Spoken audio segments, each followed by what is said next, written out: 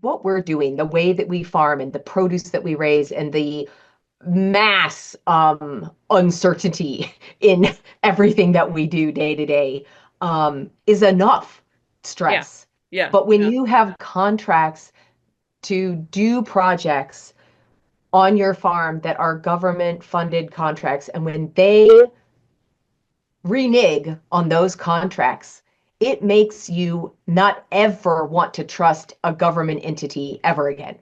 Because if any entity should be trusted, it should be our government.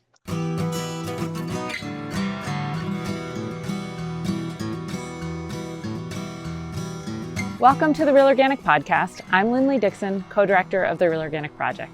We're a grassroots, farmer-led movement with an add-on organic food label distinguishing organic crops grown in healthy soils and organic livestock raised on well-managed pasture, all without synthetic fertilizers and toxic chemicals.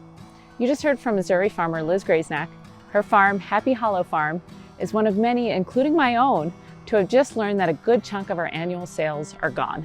On March 7th, Trump's Secretary of Agriculture, Brooke Rollins, canceled 2 USDA programs supporting local farms, the Local Food Promotions Assistance Program and Local Food for Schools, known as LFPA and LFS. While it's no secret that the USDA has always propped up large-scale chemical agriculture, these 2 programs represented rare wins at the USDA for the local food movement. Then, just 11 days after cutting these programs that totaled $1 billion together, Agriculture Secretary Rollins announced a new $10 billion fund for direct economic assistance to commodity producers for increased input costs and falling commodity prices. Back to business as usual for the USDA and their support of chemical corn and soy and get big or get out agriculture. The programs we lost were started in 2021. They were tiny in comparison for the funds that are doled out to big ag. So they were for things like purchasing local food for schools and hospitals, and many of our real organic farmers were participating in them. I spoke to Liz last week so that we could get a sense of the effect this is having on our farm, and the timing couldn't be worse, as most farmers have already bought seeds, hired their crews, and taken steps to supply these marketing channels that are now gone.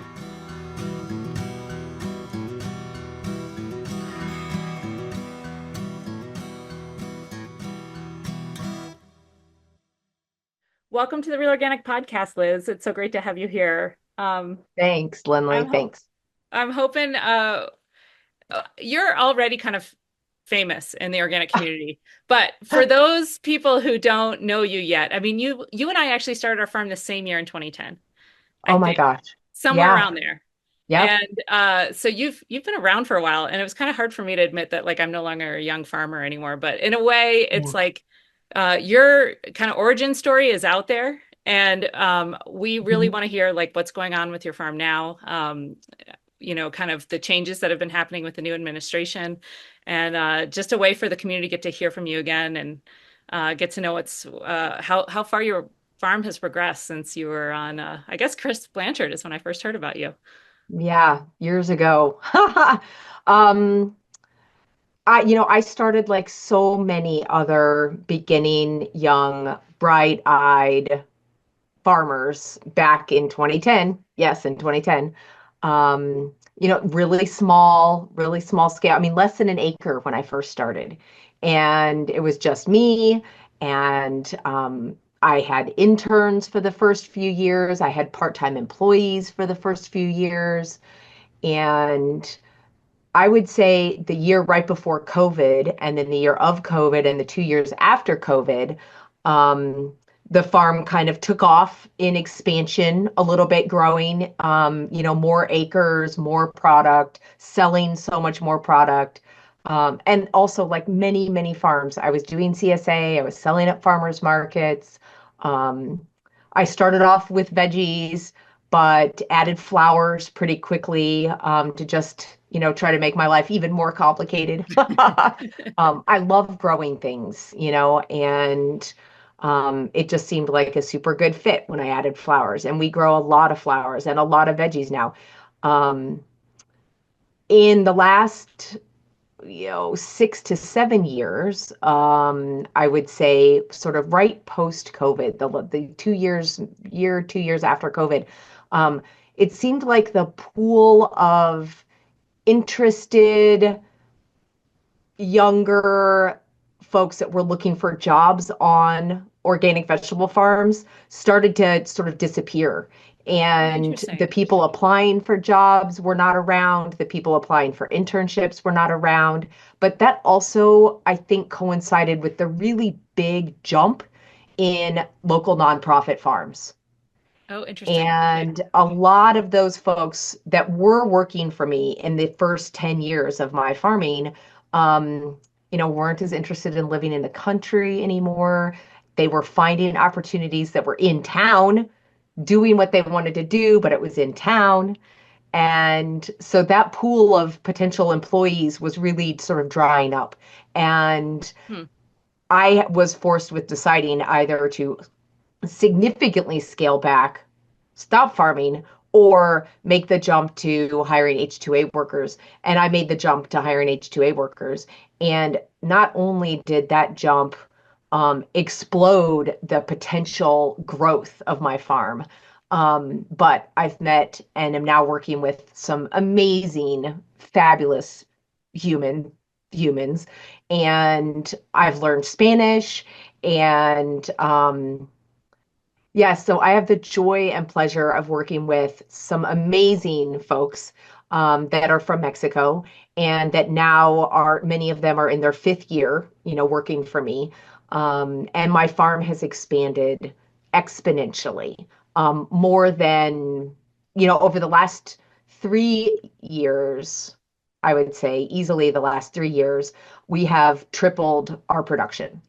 Um, so, that's great because the demand is there. It's just that before I didn't have the labor to meet the demand. Right. And now I've got the labor and I can meet the demand. I remember Um, last time we were talking, you're like, I have a hard time saying no to really any market opportunities, and there have been a lot of market yeah, opportunities. So, that's how right. many acres are you farming on now? Um, Now. yeah, what are your main crops, and Hmm. how many kind of H2A employees or other employees make it all work, Uh-huh. and kind of year round or what? So, right now going into this season, we will have probably 23 acres in vegetables. That's amazing. Obviously not at any one time. Some cover crops, some veg, some flowers, but we'll have 23 acres in production. How about I say that? Um, I have 15 high tunnels, slash caterpillar tunnels. We've got two more that we're working on putting up right now. You're always We're putting up a high tunnel. I know, because growing in Missouri, like I'm sure very similar to Colorado, the weather is insane here. And Yeah, I want to be harvesting something 365 days a year, and I cannot do that, with outdoor production. yeah. So Yeah. are they at like different levels of heat, not heat, Yep. or are they all just kind Yep. of yeah, Different, describe what all you got different going? levels. Okay. Yeah. I still have some old school, the original Caterpillar tunnels that I built years and years ago out of 2-inch PVC pipe. Those I've are the still ones got, in front of your house that were all lined up? so they've moved. They're not in Uh-huh. front of my, yes, exactly. It's those, but we've moved them. And the ones in front of my house now are metal, um, wider, longer. Some of them are 300 feet long. Oh my Uh, goodness. yeah, they're big. Are they more So automated, like the roll down sides do go automatically, stuff like that? Uh-huh. Yep, yep. And then also, big high tunnels, 200-foot long high tunnels. The big high tunnels, the beefier, stronger metal, 200 feet long, 36 feet wide. Those tunnels are all automated and have heat in them. What kind Um, are you using for those? Do you have a so brand there's like? Zimmerman high tunnels. They're from That's a what we have. local I was producer. curious. Yeah, Yeah. just They're 45 affordable minutes. and they're so good. And they're so good. Have you, they'll And even put them up for you. Have you ever used them or now you just know what you're doing, maybe? I know what I'm doing. The very first tunnels, back 15 years ago. Yeah. Norman, the owner of the Yeah. company that I bought them from, came here, and his son one time came and it helped me put up my very first two tunnels. Yeah. Great. Yep. They're Um, amazing. and I was down there, at Morgan County Seed. I was down there on Monday this week buying the parts for a new tunnel that I'm getting ready to put up. Do I you have love any working full with climate them. control? No, Okay, like no, no pad and fan where you're actually no, evaporative cooling. no, mm-mm, So no. all of the sides, you've got to figure out all the sides got to either go up or down. Yeah, but that's easy controlled with thermostatically controlled and vents and, Okay. automated sides up, down. And also, I live here on the farm and my employees live here on the farm. That's one of the things when you have H2A workers is you provide them with on-farm housing. Yeah. And so it's not a big deal. And everything is on iModit controlled temperature systems. And we can easily monitor the temperatures and, go out, roll some sides down in the afternoon, go out, roll the sides up, no big deal. So how Um, many people are you housing right now on your farm? I don't remember there being housing there. Is that new too? um, the housing isn't new. It was there. It's in loft space above the pack shed that Okay. I built. Yep. And since you were here, that barn was doubled in size. Like I added on to it. So I added on and made a new, much more um, real concrete floors, in-floored, drains in the floors, big, huge walk-in coolers. So I built onto the barn and added a real pack shed. Yeah. And above the entire barn is living space. So I have two full apartments. One has five bedrooms, and one has four apartment bedrooms, two complete kitchens, two complete living rooms, two complete laundry rooms, and all of that is above the working space of the barn and the pack shed. That's So I have amazing. it's a big, huge building with really nice housing. And when I Um, like I remember you were like figuring out how to do everything on your own. And I don't know if you like did you help build all that housing? I mean, is this just I in your helped, bag of but tricks now? yeah, I helped, but they've moved, but there was a really great Amish community that lived 40-ish minutes from here, and they helped me build pretty much that building. Yeah, yeah. Okay, Um, so and then that's year round. that's year round. So Yes, that's H2A right. workers are pretty much year round living with you Yep, now. And then yeah. do you have But on additional hires for the um summer? Yep. So let me just clarify. So the H2A workers are on different work visas. We're doing very different work in the winter compared to what we're doing during the summer months.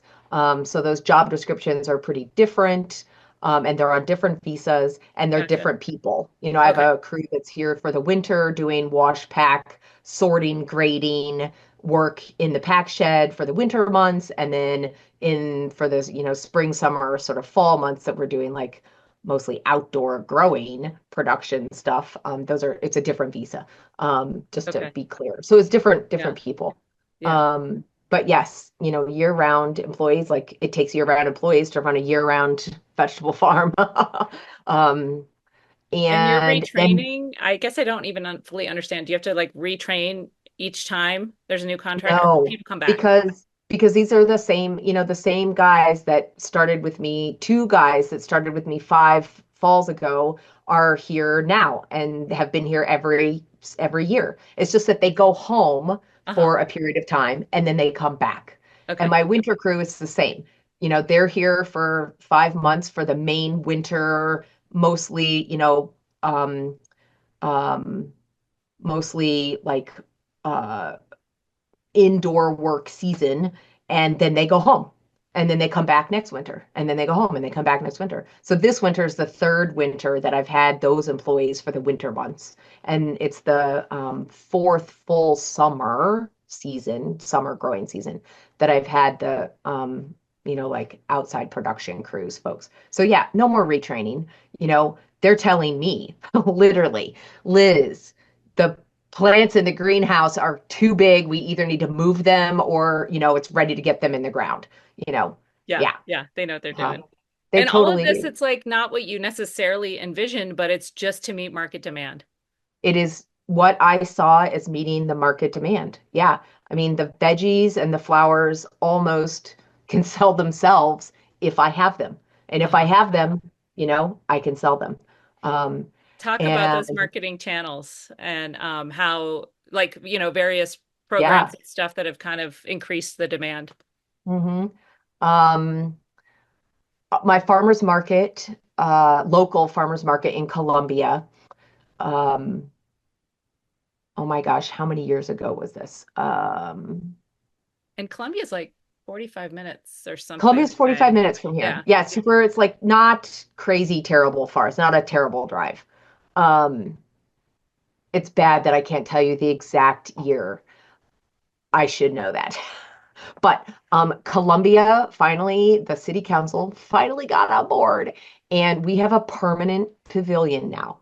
Were you As of, part of I that want to lobbying effort? say, I was part of the effort for many, many years, Yeah. serving on boards and serving on nonprofits and trying to make that thing happen. And then as it started to happen, I think it was like 5, 6 years ago. And that's when my farm was getting really busy. So I stepped off the boards. Now I'm back on the farmers market board as of just 2 years ago. Um, but having a permanent pavilion that offers the ability to sell year round has In made the a rain. tremendous difference Yeah. in the growth of my farm and Yeah. in the growth of the market in general. The number of customers coming, we could have 7,000 customers on a Saturday in the middle of the summer. Whereas Wow. before it was like we were lucky if we got 3,000 customers on a Saturday. And so, of Wow. course, I'm selling more product. Yeah. Um, so yeah, so we have a year-round farmers market. We sell 50 weeks a year. We take the 2 weeks off, one after Christmas, one after New Year's. Um, so that's in Columbia. I sell to some local restaurants and to a small, sort of locally owned co-op style grocery store in Columbia. Um, and as of 2 years ago, started moving a lot of wholesale produce to two different organizations that were grant funded, LFPA and LFS, I think if I got the acronym right. Local Foods Promotions Foods, Assistance. yes, assistance. Uh-huh. Yeah. We So our farm those used that as well. these two nonprofits, one was in Springfield, Missouri, and one is in Kansas City, Okay. um, received a bunch of that grant funding to act as the distributor to the local school systems in all the, counties surrounding, and then also to the food banks and to all the other, nonprofits that were distributing food to lower income folks. And so I was able to provide a lot of wholesale sales to those two entities. Um, I see. So there were two local entities, our they're the ones local that entity. received the grant money. Right, is Yep, called the Good Food Collective, and it's local food promotions assistance money that they have. I know that Colorado had 5.5 million that is now yep, frozen, and they sent yep. out an email saying, we're not gonna. I think our farm had about $30,000 worth of sales in the last 3 years with that program, and they put out an email, right before I went to Washington D.C. last week with Organic Farmers Association saying, so sorry, we're not going to be able to.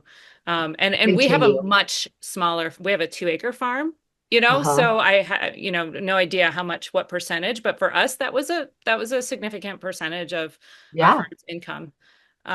yeah. And I did 240,000 in sales to those two entities last year. wow. And so do you And feel that's a like you can, quarter of my, it's a quarter of my annual sales.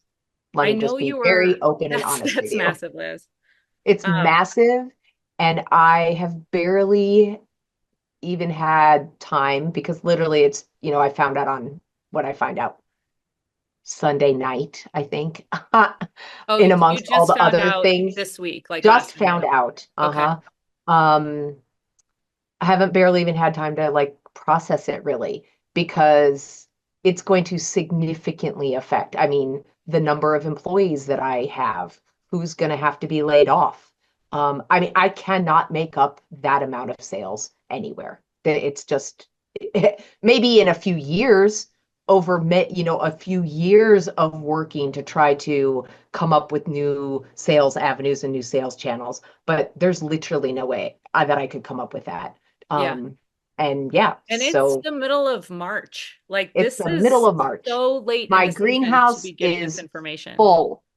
Greenhouse is full of transplants ready to go in the ground. Yeah. You is that the same thing? Well, I know it's different. Farm to school. Do you have that as well? We And is do that have that. We going? do have that here. It's run through the Missouri Department of Ag. The I think money that's comes like through the state Missouri. funding, It is state maybe. funded. It's a very, very small amount of money. Okay. And I have tried to get into that program a few different times over the years. And really, the hang up is not that the funding isn't there. Actually, the director of the program has contacted me numerous times saying, Liz, you really need to take advantage of this. And I have always said, I would love to. All of the schools that I have contacted that are in my vicinity, none of them have the ability to take my produce. None of them have kitchens, none of them have employees, none of them have the ability to participate in these programs. Wow. I Yeah. wonder, the only thing that I've really been able to sell is salad bar stuff. So Hmm. like cucumbers, cherry tomatoes, things that and it's inevitably much smaller than, Yeah, if you get it in like Roma tomatoes into a soup or something, that would be such greater volume than, what the right. kids eat at the salad bar. But they announce when it's our tomatoes because that day the kids are going to eat them. I mean, that's the like night and Of day course. difference in the quality. Night and day It's difference. just like such a great Yeah. program for getting really delicious vegetables, Yep. fresh into the kids' mouths. They Yep. notice it. They so do. I mean, I've gotten emails because on my sticker, on my label for bags of greens and bags of, carrots or whatever. My contact information is on there. And I have gotten emails from people that, are nobody that I know, but there's someone who received, food at a food bank or food from one of the food boxes. And they just, have said, oh my gosh, these carrots are so amazing. My kids only eat these carrots. Yeah. Or, this sassy salad mix that I've never eaten these greens before is so amazing. And they're just so appreciative. I And the remember when effort, you were, that somebody would have to go to be able to figure out, contacting me from, a box that they got down in Sikeston, Missouri, which is like 4 hours from here. It's just amazing. remember Um, when you were working with natural grocers. I would love to know if you still are, but they I'm did like not. a taste test comparison of your kale versus the kale that they were getting regularly. And Yeah, it made yeah. everybody buy kale. Made everybody want to buy kale. Yeah. I am no longer selling to natural grocers. They, like all, I think, big retail entities, have lots of turnover in employees. And since the few years that I was working with them, that they had a produce department manager that was really committed to working with me, they have yet since to have a produce manager like that. And they just are not interested in buying local in my local store in That's Columbia. common with the produce manager turning over. And that position used to be career for whatever reason. And now I think it's so low paying that you It's get people so, that aren't yeah, interested and they just do it for a short time. And they're like, every year, what's your and name? they Here's who I am. And you have to uh-huh, start they all move over. on again. Yeah. And I've I noticed, stopped even going into the store a few years right. back because it was just like not worth it. Yeah. And I think the price point is now set by the headquarters. So they used to be able to talk with me about, okay, selling cherry tomatoes to them usually, and it's like, here's the price that I need. And usually it was like lower than I need, but I can make it work for the high volume that they'll go through. And now it's just like, this is our price point. And it almost just pushes me out the door because it's like, Yeah. I can't make that work anymore. So it Right. seems like No that even way. that negotiating power is gone for what works, in spite of the fact that they would sell them, right? So Yes. easily sell them. And it would Me get people too. into their store. That's where I see all my farmers market customers are shopping in there. So Yeah. somehow they're like missing the opportunity here to be affiliated with what they trust the most. right? In their Uh-huh. community is their local farmer during Yep. the times, because our farmers market only runs May to October. So it's like, and we have a year-round greenhouse. So it's like, where can they find that stuff? And it's the local co-op now. It's not natural grocers. So Right. I'd love to just Me talk to them too. and just say, you're missing an opportunity You are here. missing opportunity. I had this conversation with the store manager last year because they don't sell flowers at my local natural Oh, grocers. okay. And I was like, I could provide you with beautiful bouquets on a weekly basis that I maintain and take care of and restock when needed. And they're like, nope, we just can't manage, another thing. And I was Yeah. like, you guys are so missing the boat here. Yeah. Yeah. Yeah. And I think the hard part is their prices tend to be lower than the locally owned Yeah. cooperative. So people are still going in there, and it you often see a lot of local co-ops go out of business because of a natural grocers, and Yeah. then it's like then the local farmers have no place to That's right. retail outlet into a grocery store. That's right. Yeah. So what are you going to do right now if you're faced, I mean, I guess it's a few days after finding out this news, but losing a hmm quarter of your markets, are you gonna do you feel like you can find other markets? Is that going to be your goal, or are you going to let some folks go and some put some production I am going production? to talk to my my financial consultant, farm advisor that I have, and I have that meeting set up for next week. But I pretty much, unless something like drastically changes, we're going to scale back a lot. We're going to really shrink and scale back a lot. And yeah, it will mean that I do not have as many employees this year. Is it really like, when were they coming? Is it really last minute to let folks know? Yeah, I already have their visas. They've already been approved. I've already paid for, all the applications. And yeah, they would have been here in a month and a half. And Yeah. that specific program, the whole intent was really to get your good organic food into low income. I think mine goes to hospitals, Uh-huh. and I've food been banks. food banks, churches, they would just go and they would contact in a local community, 2, 3, 4, 5,000 people. They would contact a local business. They would advertise that they were going to be coming. They were going to be bringing, X number, 300 boxes, prepared boxes of produce and, Yeah. maybe eggs or maybe, some cheese or a protein. And they would say, hey, we're going to be there in 3 weeks. This is the window of time we're going to be there, and we're going to be passing out these boxes, let everyone know. Hmm. And that was the coordinating efforts of the two entities, Hmm. that were doing the distribution of the food. Yeah. I wasn't doing that, thank God. I imagine those folks they're letting folks go as well. Yeah. Oh yeah. I how could they not, you Right. know? Um, yeah. What about So SNAP and like other Farm Bill nutrition programs that through the farmers market are, people are able to use those dollars in order to buy your farmers market produce? I don't know what is happening with those programs. Yeah. Um, Double I up. have a, yeah, I mean, I don't know. There's a local WIC office in a county neighboring here, and I've been working with that local WIC office. And it's not just the WIC office, but it's the health department in the community who distributes WIC and SNAP and, those funds. Um, and I started working with that health department office last year to pack boxes similar to sort of a CSA style box, but the dollar amount per box was a little less. So it was just, but a little bit less volume of product. But I was packing boxes and delivering them those to the health department, and then the health department was distributing those to their WIC recipients because they don't have good local farmers markets. And if somebody was going to use that WIC dollar allotment, they have to drive an hour to go find a local farmers market. And Yeah. the They're not going to the do that. health department was like, this is crazy.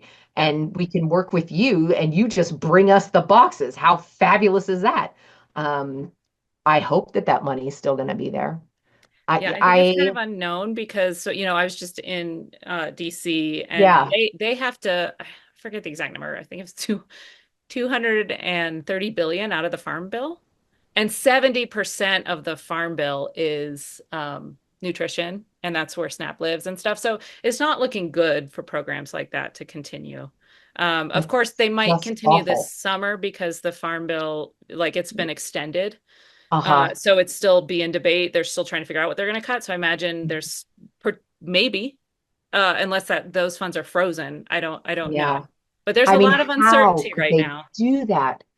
God, there are so many. I mean, that one particular thing that I was doing with this one local health department, that's just a fraction of the WIC and SNAP benefits that I get because our farmers market has a massive program for working with WIC and SNAP recipients and doubling the money that they our farmers market has its own, we are a nonprofit, they're our own fundraising arm to offer doubling of WIC and SNAP benefits. So like when someone comes and swipes their card for $25, they get $50 back in tokens. And then Yeah, those tokens they can take and spend with farmers at the market. yeah. And you know, I sell tons of produce with being purchased with those tokens. We call it funny Um, money because we also yeah. don't take credit cards at our farmers market. So they have to go turn in market bucks when they swipe their Uh-huh. credit card. So we have these different types of funny money that we then turn Yeah. in. But yeah, it's So a do we. significant percentage It is. of what we're selling. Um, so yeah, I mean, holy Do you- mackerel. yeah, it's pretty insane. Do you know of other farmers? I know, other frozen monies right now. Like the Milk House is a farm in Maine that had a contract, put up a solar panel array, and they need to pay that money back, and that's frozen Yeah. right And now. that's frozen. So Is that REAP grant it money? might Because be a I regrant. know the REAP grant money is frozen. I Yeah, have not started on my REAP grant project because I also have a REAP grant that was approved so very early last 2024, I think. I don't remember the exact date of it, but I didn't start the project yet. I haven't started putting up my solar panels, thank God. But yeah, I yeah. mean, I heard that that money had been frozen like a while back. We got Um, our solar panels up through REAP several years ago, maybe 4 or 5. And yeah, there's no way we would have done that project without that no program. way. Like, I Yeah. don't have that kind of money. I mean, there's no way I could have afforded to do that Yeah. without that grant. Yeah. Yeah. I should say I received a REAP grant to put up some solar panels 7 years ago now. And then I applied for another one 2 years ago, and that second application was approved, but I haven't started on that project. Thank goodness. Um, Yeah. but yeah, I mean, there's literally no way I will do that project without the grant. Yeah. So Yeah. um, yeah, I mean, every farm that is in my close friend farming network was selling produce um, to some version of an entity that was distributing food using the LFPA and LFSA monies. So it is many, many, many small scale to mid scale farms. Yeah. Yeah. It's there's so much like uncertainty in farming. It's like the last thing we want to think about is whether or not a contract that we've signed is actually going to come through or Going not. to That come uncertainty, through. you know? Yeah. I mean, one of my dear friends, Stacy from Red Door Family Farm, said just 2 days ago, she told me, she's like, she was actually making the same point that all the what we're doing, the way that we farm and the produce that we raise and the mass uncertainty in everything that we do day to day is enough Yeah. stress. Yeah. But when Yeah. you have contracts to do projects on your farm that are government funded contracts, and when they renege on those contracts, it makes you not ever want to trust a government entity ever again. Yeah. Because if any entity should be trusted, it should be our government. Yeah. Yeah. um, Well, we and that's what she was saying, and I mean, I totally agree. agree with her. Yeah. Yeah, We didn't even talk about cost share, which is also another part of getting small yeah, farms to still be part of the certified organic label. So for folks that don't know, yeah, that covers up to $750 per scope. So you have to get a different certification for livestock and crops or for right, processing. And so you could get up to 750 for each of those entities. yep, And certification is well beyond that. So yeah, still putting in, if that money comes back to you at the end of the season, which is hard, you have to upfront that money. It's another barrier for small farms, but yeah, knowing that money's coming back, it's allowed me to do it. It's allowed a lot of small uh-huh. farmers to A lot of small stay farms. involved in Yeah, certified organic. And so we don't yeah, yet know really how that's going to impact the number of certified organic farms in the program. I'm hmm. wondering, when I last heard you talking on Chris Blanchard's Farmer to Farmer, you were saying that certified organic wasn't that important for your customers, but it was important to you. I wonder if you It talk about is. And I why would that say was it's important. that's changed just a little bit as my farm has grown and as I have moved more into the wholesale and also much more into a retail farmers market space. I didn't mention that, I started last year selling at another Saturday farmers market, a much larger farmers market in Overland Park, Kansas. And Oh, that wow. market, has like 10,000 customers on a How Saturday. far is that for you? Um, it's a 2.5 hour drive. Okay, so you're now loading up Yeah. two trucks to go to We have market on two Saturday. trucks and two trailers going in opposite directions. Thank you for talking to me on a Friday. You're busy. Again, my crew is absolutely amazing. The Yeah. Overland Park Market hasn't started yet, so Okay. tomorrow we're just Just going the to one. Columbia. Yeah. We will start going to Kansas City. We'll start headed that direction on the 19th of April. So in just a few weeks, really. Yeah.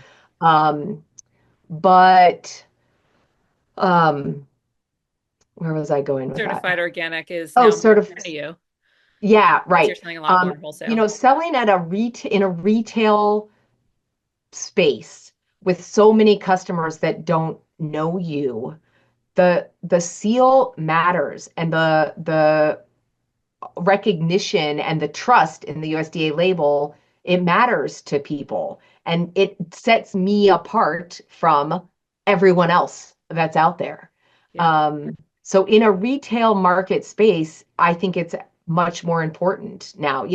When you were on my farm, I was doing a little bit of retail and a lot of CSA, and my CSA doesn't care. They still don't care, Yeah. They not know you. really. Yeah. They know me. They know the farm. They've been here on the farm. Yeah. Um, I want real organic to have and to get to the same recognition level of the USDA organic seal. Um, it's, even more important, I think, that people recognize and know what the Real Organic Project means and stands for and what our mission is and why we exist, you know. I want us to have that same level of recognition. Liz, you were Um, part of the pilot. How did you see it way back then? What was important to you at the beginning to join Real Organic Project? well, it was mostly, pre the approval of hydroponics. It was just that um I don't know how to sound intelligent, Linley, and put it into words. Um, you know, Soil grown food in real healthy dirt has so much more nutrition, so much better flavor. The efforts that we farmers are putting into the work that we are doing to grow the food that we are growing is not just throwing some fertilizer at it and throwing some insecticides at it. Um, and for people to for hopefully our customers to have a better understanding of all that goes into growing the food that we are growing. And really significant difference in my head of lettuce compared to the hydroponic head of lettuce that they're buying at the grocery store. It is apples and oranges.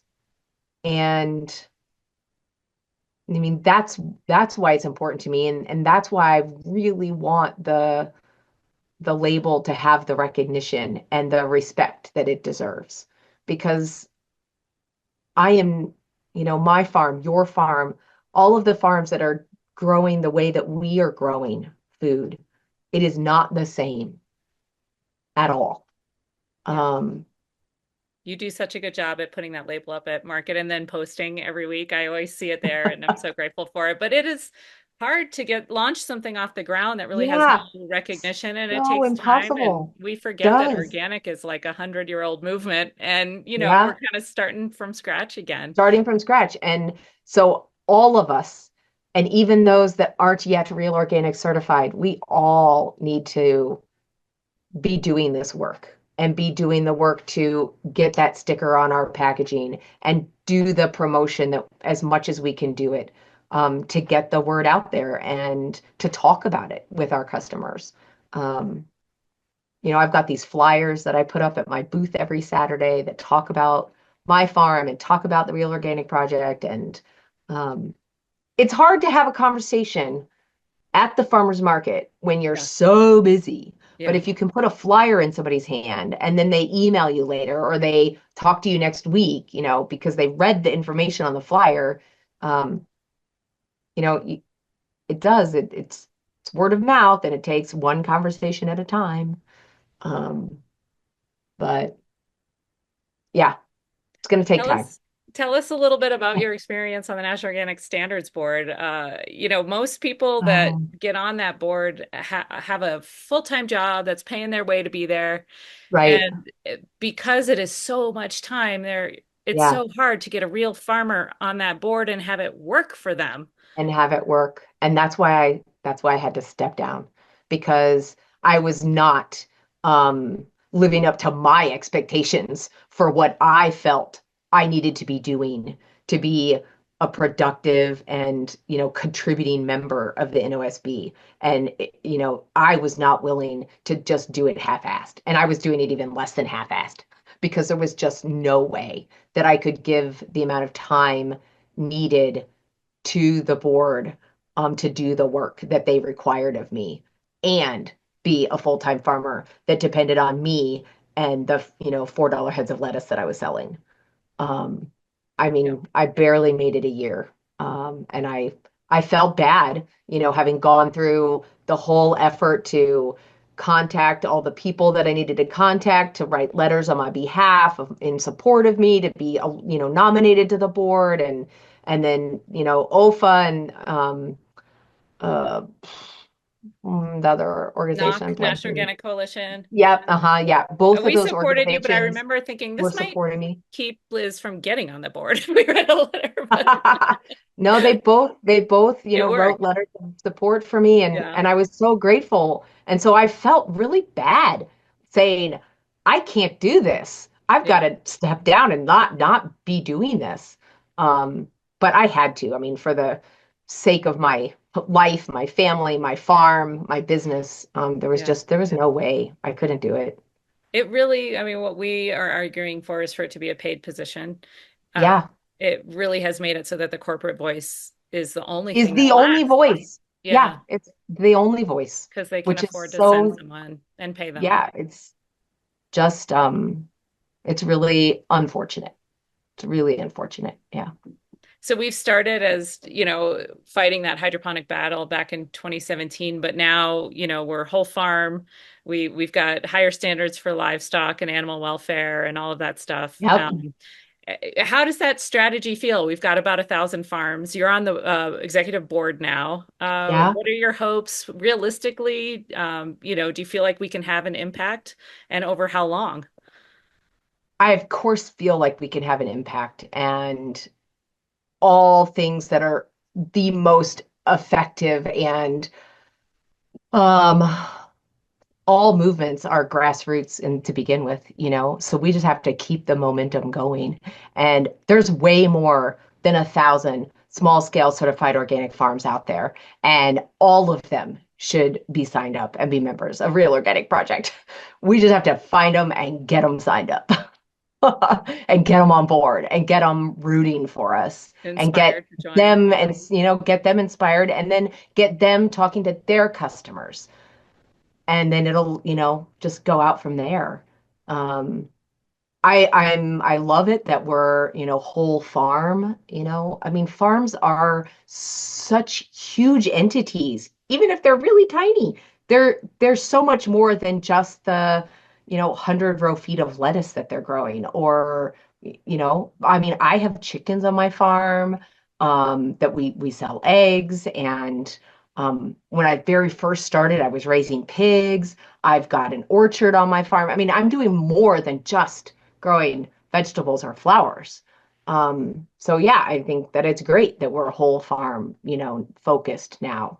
Um, and hopefully there's some farms that are, doing some value added things. I don't know the extent of what all of the farms are that are, Yeah, members. absolutely. Yeah, Yeah, there's some value but added.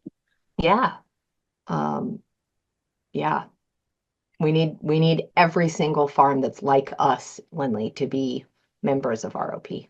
I worry that the USDA bottleneck is going to get harder and harder as cost share goes away. Yeah, it is. Farms aren't able It, to grow because the marketing isn't there. The consolidation in the yep, industry makes it so that you have to direct market, which means that yep, you don't need that certification because we're not on the store yep. shelves.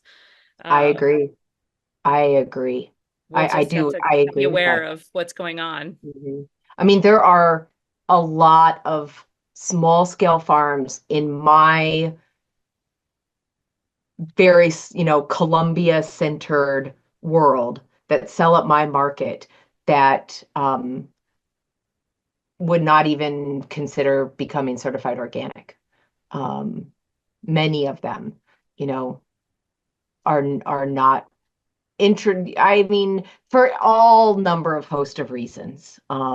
They don't want the government in their business. They don't want to pay the fee. They don't want to have to keep such detailed records. I mean, the excuses are I shouldn't say excuses, but the reasons, They're real. Yeah. why they Yeah. don't want to certify are there's lots of reasons. Yeah. Um, and some of them are following some of the organic standards rules, and some of them are, those same farms that are following some rules aren't following other rules. And um, yeah, I mean, at my market in Columbia, there are only two certified organic farms out of, the 98 vendors that sell at our market. And in Kansas, there's only, I believe, actually, I'm only the like when I started selling there last year, I was also the second. So there were three, but one of the farms it was phasing out because they were getting older and they were going to retire. And so when they left, that then meant that there were two. So then I think I was the third new, out of all of the vendors that sell at that huge market, only three of us certified organic. Yeah.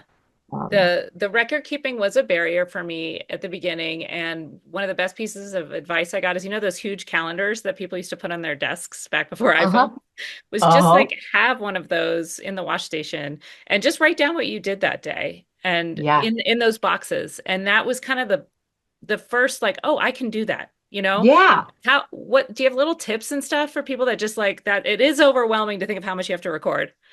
Can you see this clipboard? I do. So I have like 50 clipboards, Okay. and I have a wall in my pack shed with screws in it, and the clipboards live there's two different walls, and each clipboard has a purpose. Hmm. There's harvest clipboards, there's wash pack clipboards, there's seeding clipboards, there's inventory clipboards, um, you know, there's fertilizer application clipboards. There's a spraying clipboard. I mean, there's a clipboard for everything that happens. And anytime anybody does one of those things, it gets written down on the clipboard. Uh-huh. And my clipboard is just, it just rolls over and it's annual. It's the pages are just for the year.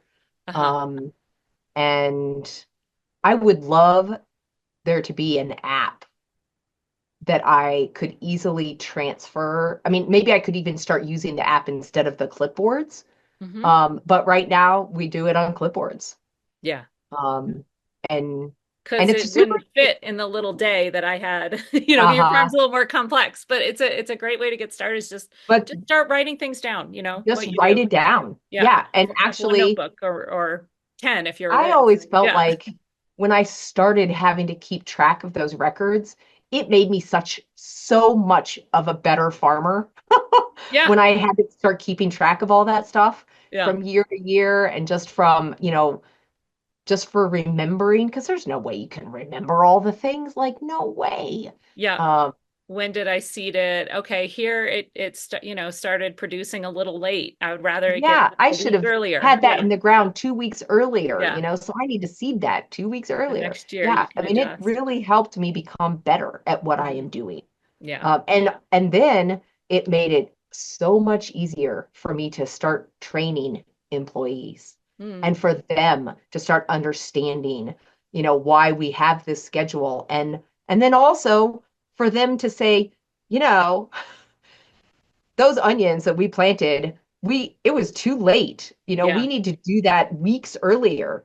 I mean, They weren't as big this year. Yeah. yeah, for the whole functioning of the farm Yeah. and everybody working together, that system of, everybody being able to use the same system, it just makes us so much more organized and efficient. And yeah, It is madness. Like I feel like the system is definitely designed for the monoculture farm. And it's sure. craziness for us, but I agree with you. The record keeping is lovely once you can figure it out to have for Yeah. the future. But I understand the huge like kind of hurdle and feeling like, and the best is when the certifiers really they're like, I see you are capable of doing this. Like my first year, they're like, I see you're capable of the paperwork trail.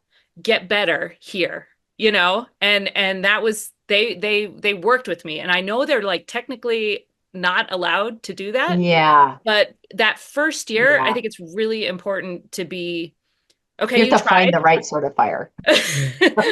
Here's what you're missing. And then, I mean, they made me turn it in more throughout that season, but just like Right.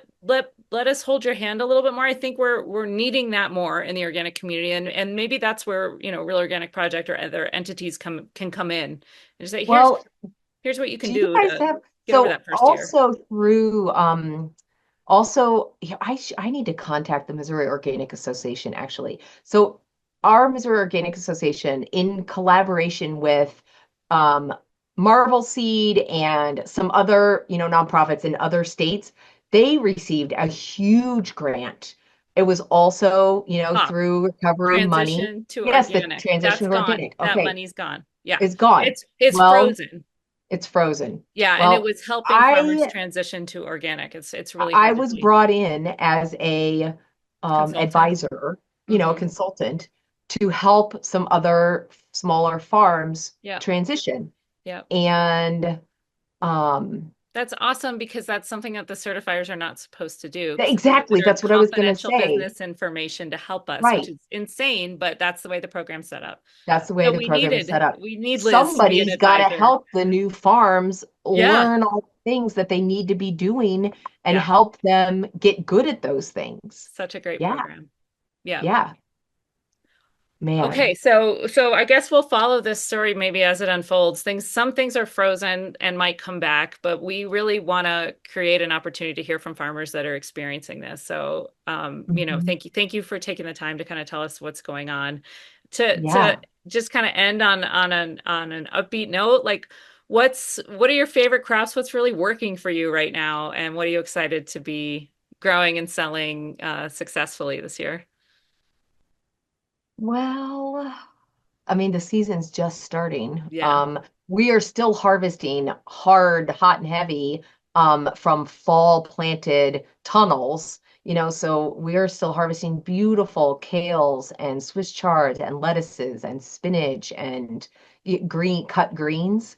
Um, and we're almost through all of our root storage crops. Um, I I've been doing this long enough now that other than maybe one new variety of a head lettuce or something like You've got it I'm not down. growing very many different Uh-huh. things because What I'm already works? growing an insane amount of different vegetables. Um, so, and I'm more hesitant to try Yeah. a new variety because Yeah. I know the ones that I like and that work, and I'm already growing 20 different varieties of lettuce. So do I Right. really need a 21st? Probably not. Um, Take us through your spinach because that was so impressive to me when you told me, take us through your spinach crop, like what you were earning in square footage tunnel space in the winter with spinach. It was beautiful. So I want to get it some is tips for how you do it. beautiful. Well, I plant a lot of different varieties. I don't throw my hat in the ring on just one variety. I plant about 3 to 4 times what I would need, let's say, during the spring season. So if I was going to plant a 300-foot long bed, 3 rows to a bed, 3 beds in a tunnel, because like it's an entire tunnel. If I was going to plant an entire tunnel of spinach, in the spring and think that that was going to be enough, I need 3 times that amount Because it planted in the grows more fall slowly. because it barely is growing in the fall. But I'm Uh-huh. selling just as much, if not more, Right. during the fall and winter months. It's So so I've got to sweet. It have tastes so so much good. more. Yeah. Yeah. And there's less Um, available. So people are and there's excited less about it. available. So do Yeah. you have like remay inner layers or how's it going?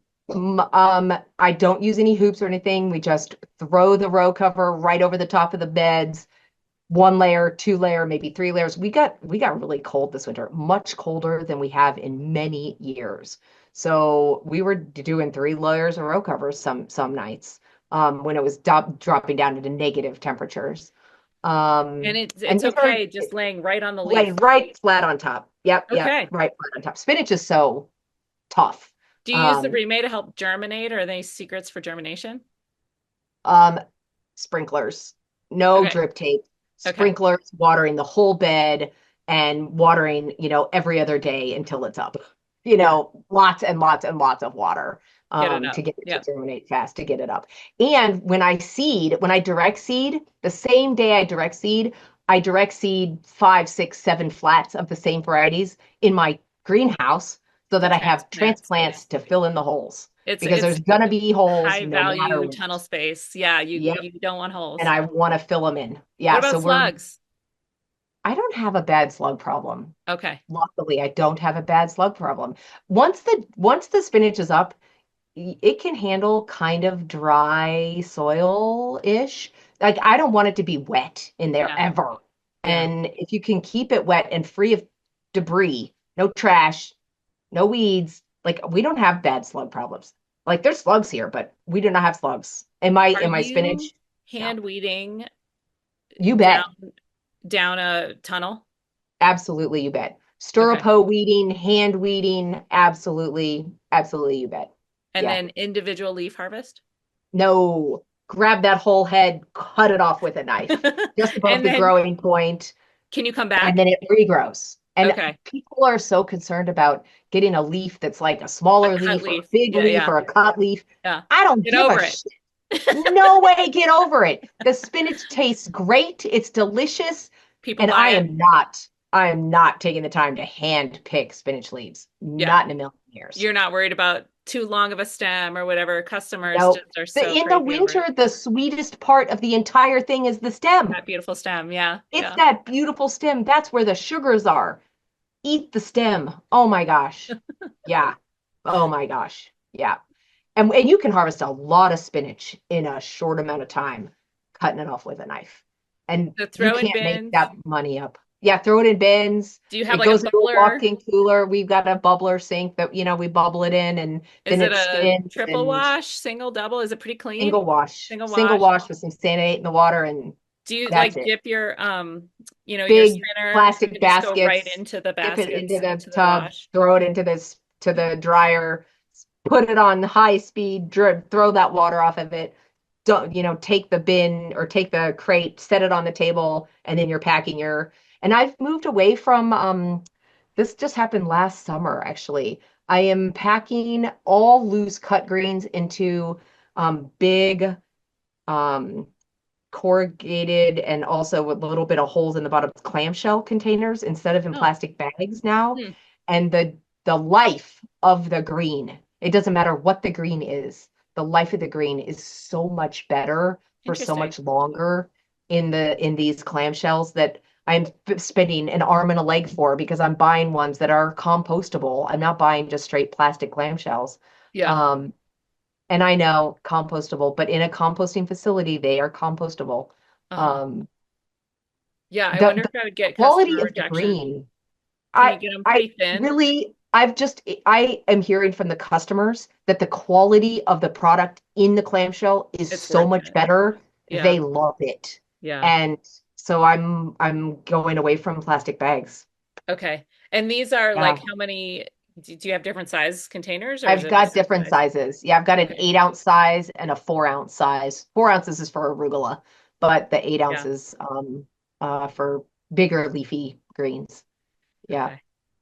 Yeah, Yeah, I would want to do this with every single one of your crops. But this one I wanted to hear because like it's is it your highest value per square foot in the winter greenhouse a or head hundred tunnel? percent, a Yeah. hundred percent. I mean, I sell it for $14 a pound, Linley. Oh wow. Direct. Direct. Yeah. Yeah. I Yeah, mean, that's the trick. it is, and I don't even know how much spinach I have out there. I mean, I've got one, two, I've got the equivalent of 300-foot long cat tunnels planted in spinach right now that we've been harvesting off of, through this winter. And we're planting more for spring, right now. We sell a lot of spinach, a lot of Is it spinach. like a three or like how many harvests can you get before it's like, oh, I gotta, maybe it depends on the time of year? It depends on the time of the year. Through the winter, I would say 3 times. We might in the spring be able to get 4 harvests off of one crop. And the fourth harvest, there's not as many leaves. It's thinner. Um, Probably it's like it's not worth it to get that fourth harvest. But if we have a nice kind of longer, cool spring, then it works. Um, but yeah, 3 solid, really good harvests off of one planting. So yeah, it's good. Thanks Yeah. for sharing your tricks of the trade. I'll give it a try. For sure. For sure. And again, like lots of different varieties. There was a red stemmed variety that I grew for many years called Red Kitten, and that one's Uh-huh. gone away, but now there's Red Tabby. And it's delicious and it's so beautiful. It's Okay, so so do you just beautiful. mix those two together or you have like No, I keep them separate. Green with green, red stemmed with red stemmed. The and marketing restaurants, they too? either want green or they want red. Yeah, I market Okay. too. I put, Okay. red in a clamshell and green in a clamshell. And then they'll buy what? Both. And they buy both. Yeah, yeah, Thank you so much, Liz. I want to encourage everyone yeah. to go back and listen to your Farmer to Farmer podcasts. You even interview Chris. He interviews you twice. The stories are Mhm. amazing there. You wrote an incredible story for the Greenhorns way back. So if people don't Way back. know your story, maybe it's time for us to do one of those podcasts again just to retell it. But it's an incredible story. I'm so happy to hear how successful you've been. Let's follow up on, whether any of these things are unfrozen or what ends up happening with your farm. Yeah, But I'm what's so going to sorry to hear happen? about the impact that it's having It's this week. incredible. Yeah, Yeah. it's really incredible. And the thing is, it's not just me. I mean, there are Yeah. so many farms out there that are having, maybe scale wise a little bit different than me, but same significant loss in sales because of the, you know, acts on this program, these two programs. Well, and I think So the percentage of the farm, even though, these programs were meant for small farms. so were. It was built. The entire programs were geared towards helping small farms be able to grow and increase their production. Yeah. Um, And just yeah, get delicious. We really toot our own horn here. We really do produce better tasting food, of delicious food course. into the hands of people that can't afford it otherwise. So it's Right. And a into great the way around. schools where, Yeah. oh my gosh. Yeah. Yeah, it's crazy. Yeah. Well, good luck figuring it Thanks all for out. doing the podcast. Really, Linley, it's greatly, greatly appreciated. Yeah, we'll speed it up and get the word out. Great, great. Thanks, Liz. Thank you for listening to the Real Organic Podcast. Our movement is growing because you're subscribing and sharing these podcasts with your friends. So keep it up and leave us a rating and a review as well so that others can find us. You can find a video version of this interview on our newly designed website, realorganicproject.org, or on our YouTube channel. And you can join us every Thursday for a new episode featuring voices from the organic movement. See you next time.